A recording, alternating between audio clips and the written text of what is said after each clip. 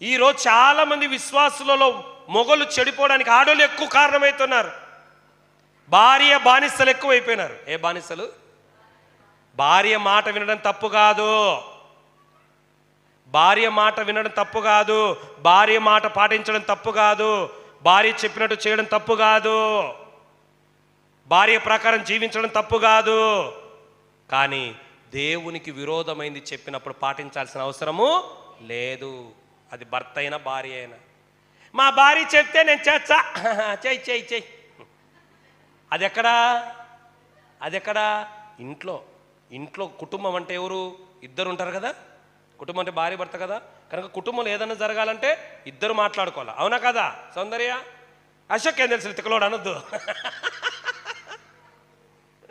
ఇంట్లో ఏది కానీ ప్రార్థన గురించి, సేవ గురించి, చర్చి గురించి, పరిచర్య గురించి మాత్రం ఏమన్నా తెలుసా? దేవుడు చెప్పింది నేను చేస్తాను. మా భార్య చెప్తే చర్చికి వస్తా, లేకపోతే వేరే చర్చికి పోతా పో. మా భార్య చెప్తే పరిచర్య చేస్తా, లేకపోతే నేను పరిచర్య చేయను పో. ఈరోజు చాలామంది అట్లే తయారైనారు. దేవుని నడిపింపు లేదు. మళ్ళీ చెప్తా వినండి,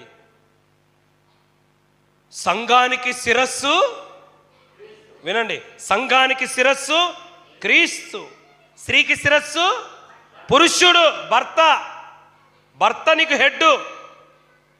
ఈరోజు చాలా ఆడపెత్తనం పుచ్చిపోయిన విత్తనం.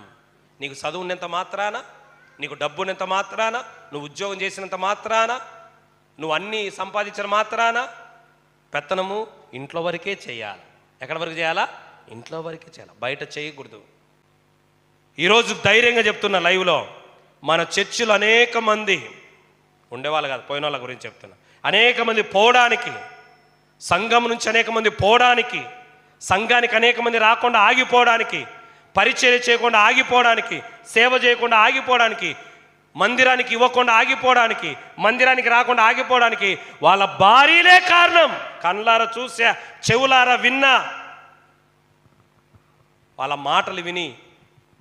మాటలు విని దేవునికి దూరం అయిపోయినావు, సంఘానికి దూరం అయిపోయినావు, సేవకు దూరం అయిపోయినావు, పరిచర్యకు దూరం అయిపోయినావు. ఏమంటే వాళ్ళని అడిగితే వాళ్ళు చెప్తే వాళ్ళు నువ్వు ఇద్దరు పోండి, యాడికైనా చావండి, మాకెందుకు పంచాయతీ. ఎంత దౌర్భాగ్యం. ఎవరి నడిపింపు నీకు?